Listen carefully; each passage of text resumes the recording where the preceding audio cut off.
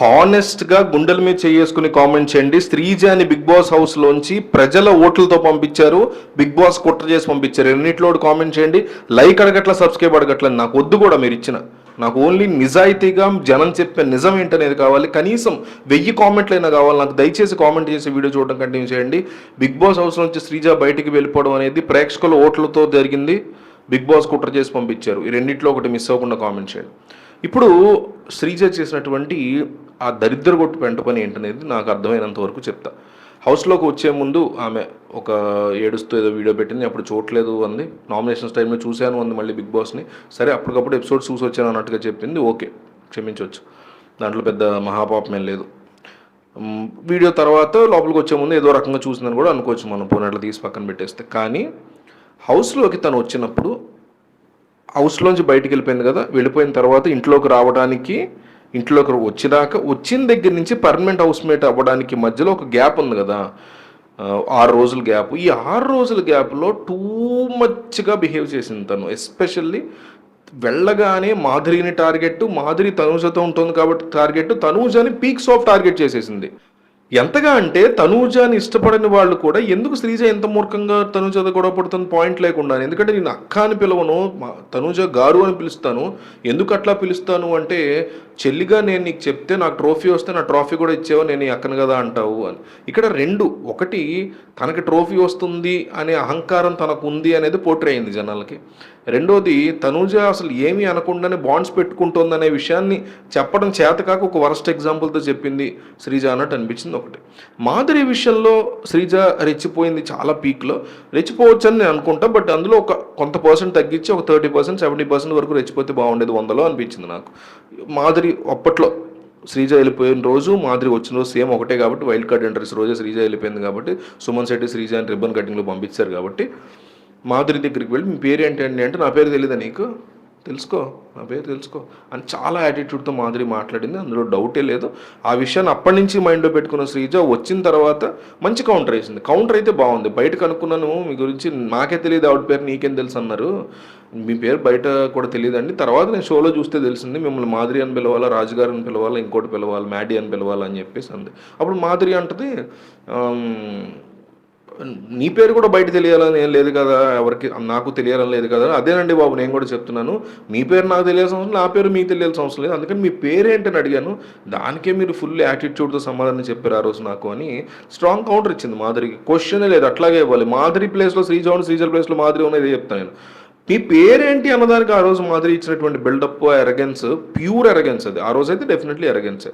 So దానికి ఆమె చెప్పినటువంటి సమాధానం మాత్రం నేను యాక్సెప్ట్ చేస్తాను. కానీ అక్కడ నుంచి తను అందరి పట్ల కాస్త, అంటే భరణి వచ్చాడు కాబట్టి, భరణితో అందరూ ఉంటారు కాబట్టి అందరి పట్ల గొడవ పెట్టుకునే యాటిట్యూడ్, అందరితో ఏదో గిల్లిగజ్జలు పెట్టుకునే యాటిట్యూడ్, ఎస్పెషల్లీ తనూజాని పీక్స్లో టార్గెట్ చేయడం, మాధురి కనిపిస్తే ఆ లెవెల్లో అంత గొడవ చేసి మాధురి మీద ఆ రోజు, మళ్ళీ తర్వాత రోజు నుంచి మాధురితో చట్టపట్టాలు వేసుకుని తిరగటం, తనూజాని మాధురిని విడదీసేలాగా ప్రయత్నం చేయటం, ఇట్లాంటి ఒక వెనకాల గాసిప్స్ చెప్పుకోవడం. నేనేమంటున్నానంటే, గేమ్ నువ్వు ఎగ్జాక్ట్గా నీ గేమ్ రింగ్లోకి వెళ్ళినప్పుడు ఆడాలి. ఇప్పుడు మనం సింపుల్ ఎగ్జాంపుల్ చెప్తా.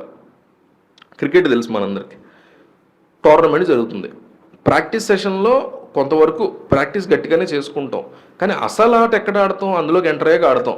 ప్రాక్టీస్లోనే నాకు ఇది వచ్చు అది వచ్చు అని చెప్పి ఫుల్ ఇరగదీసి అన్ని షాట్లు కొడుతున్నాం అనుకో, 6లు, బౌలర్కి అర్థం అవుతుంది మన నెగిటివ్ ఏంటి అనేది. ఇక్కడ ఆడియన్స్కి అర్థమైంది మన నెగిటివ్ ఏంటి, మన ప్రవర్తన ఏంటి, మన కథ ఏంటి, మన కమామిష ఏంటని. ఏంట్రా బాబు అంటే ఏమనుకుందంటే, అసలు మ్యాటర్ చెప్పడం మర్చిపోయి, అసలు ఏమనుకుందంటే, భరణికి ఓట్లు ఎట్లా పడతాయిలే అని నోట్లో ఓటింగ్ పెట్టారు, నాకు బయట బ్రహ్మాండమైన సింపతి ఉంది కదా, నాకే వేస్తారని వచ్చింది లోపలికి. పోల్ కూడా యాక్సెప్ట్ చేసింది, పోలింగ్ కూడా 100% కరెక్ట్. మళ్ళీ శ్రీజ అనుకున్న కాన్సెప్ట్ 100% కరెక్ట్. ఏది, నాకు సింపతి ఉంది కాబట్టి ఓట్లు వేస్తారు, భరణికి ఎవరు వేస్తారు అనుకుంది, 100% కరెక్ట్. కానీ లోపలికి వచ్చినప్పుడు ఈ కైండ్ ఆఫ్ రెచ్చిపోకుండా ఉన్నట్టు ఇది వర్కౌట్ అయ్యేది. రెచ్చిపోవటం వల్ల, ఈ పెంట పని రెచ్చిపోవటం అనే కాన్సెప్ట్ చేయడం వల్ల ఏం జరిగిందంటే, శ్రీజ ఎవరితో అయితే గొడవపడిందో, దివ్యుల మాధురియే కానీ, తనుజయే కానీ, దివ్యయే కానీ, ఇట్లా రెచ్చిపోయినటువంటి బ్యాచ్ ఎవరైతే ఉంటారో వాళ్ళు, తనూజ చాలు కదా, మా తనూజ భయంకరమైన ఫ్యాన్ బేస్ ఉంది, కళ్యాణ్ని కూడా కెలికేసింది. కళ్యాణ్ని కూడా తీవ్రంగా కెలిగేసింది. చెప్పడం మర్చిపోయింది. కళ్యాణ్ని తనుజ విషయంలో నామినేషన్ చేయకపోవడానికి గురించి బీభత్సంగా కెలికేసింది. సో ఆల్రెడీ టాప్లో ఉన్నటువంటి Kalyan fan base, Sreeja fan base Kalyan and Tanuja fan base భయంకరంగా ఉంది. వాళ్ళ ఓట్లన్నీ భరణికి గుద్దారు. ఎంత సింపతి వచ్చినా వీళ్ళిద్దరు ఓట్ల ముందు అవి తేలిపోయాయి. జస్ట్ చిన్న మార్జిన్లో పోయారు ఇద్దరు యాక్చువల్గా. సో అట్లా ఓడిపోవడం అనేది జరిగింది. అన్ఫెయిర్ అన్నట్టే. అసలు ఈ కాన్సెప్ట్ వరస్ట్గా ఉంది, నాకైతే నచ్చలేదు. హౌస్లోంచి అన్ఫైర్గా ఓట్లు లేనప్పుడు వెళ్ళింది అన్నారు కాబట్టి ఇది కూడా ఓట్లతోనే పంపిస్తానని బిగ్ బాస్ ఈగోని సాటిస్ఫై చేసుకోవడానికి చేసినట్టు అనిపించింది. ఇదంతా big boss management, big boss conduct చేసే వాళ్ళ యొక్క ఈగో సాటిస్ఫాక్షన్ కోసం పంపించినట్టు అనిపించింది తప్ప భరణి హౌస్లోకి వెళ్ళడానికి అసలు పారామీటరే లేదు. భరణి హౌస్లోకి వెళ్ళడానికి ఏ ప్రాతిపదికన పంపించారనేది అసలు దిక్కు దివాన్ లేదు, బుర్ర కూడా లేదు. నాకైతే ఏం అర్థం కాలేదు, నచ్చలేదు. ఫస్ట్ థింగ్ అనిపించింది ఈ సీజన్ మొత్తం. శ్రీజాని తీసుకురావడం, భరణిని తీసుకురావడం అనే కాన్సెప్టే వరస్ట్ అనిపించింది. మనం వీడియోలో కూడా మాట్లాడుకున్నాం ఏం చేసి ఉండొచ్చు అంటే, శ్రీజాని తీసుకొచ్చేసి హౌస్లోకి ఎంతమంది ఉన్నారు, 14 మంది. శ్రీజాని తీసేస్తే, భరణిని తీసేస్తే 12 మంది ఉంటారు.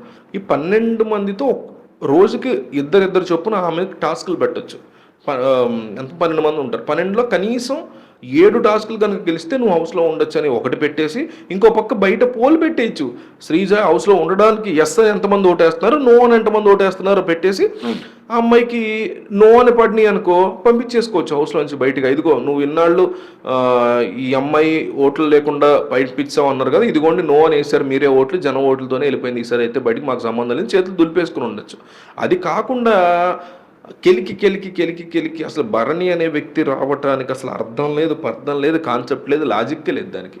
మరి ఎవడో అడిగేవాడు లేడు కాబట్టి, దేశంలో ఎన్నో దరిద్రాలు అడిగేవాడు లేక నడుస్తున్నాయి, అందులో ఇది కూడా ఒక కాన్సెప్ట్ అనుకోవచ్చు. కానీ అట్లా కూడా పెట్టచ్చు. నాకు చిన్న ఐడియా, నాలాంటి ఒక వ్యక్తికి చాలా బేసిక్గా వచ్చినటువంటి ఐడియా మరి బిగ్ బాస్ మేనేజ్మెంట్కి ఎందుకు రాలేదు నాకైతే అర్థం కాలేదు. కానీ శ్రీజాని పెట్టేసి హౌస్లో 12 మందితో రోజుకు ఇద్దరిద్దరితో టాస్క్లు ఆడించేసి 12 టాస్కులు అవుతాయి. 12 టాస్కుల్లో 7 టాస్కులు అమ్మాయి గెలిస్తే కనుక ఆ అమ్మాయికి ఉండే అర్హత ఉంటుంది. ఒకటి బయట ఓటింగ్ పోల్ ఏం పెడతారంటే ఫ్యాన్ జోన్లో పెట్టింది పెద్ద జియో హాట్స్టార్ మెయిన్ దాంట్లో ఏం పెట్టలే, ఫ్యాన్ జోన్లో పెట్టారు భరణి శ్రీజ లేకుండా, అసలు భరణియే లేకుండా ఎస్ నో శ్రీజ హౌస్లో ఉండడానికి ఎంతమంది సపోర్ట్, ఉండకూడదు ఎంతమంది సపోర్ట్, ఉండకూడదు ఎక్కువ మంది వచ్చింది పంపించేసి, ఇదిగో ఇదివరకు అయితే నువ్వు ఓట్లతో వెళ్ళలేదు అనుకున్నావు, ఇదిగో ఓట్లతోనే పంపిస్తాను నేను బయటికి పంపించి, అట్లా అయినా ఈగో సాటిస్ఫాక్షన్ అల్టిమేట్గా అది కూడా ఈగో సాటిస్ఫాక్షన్ అవుతుంది.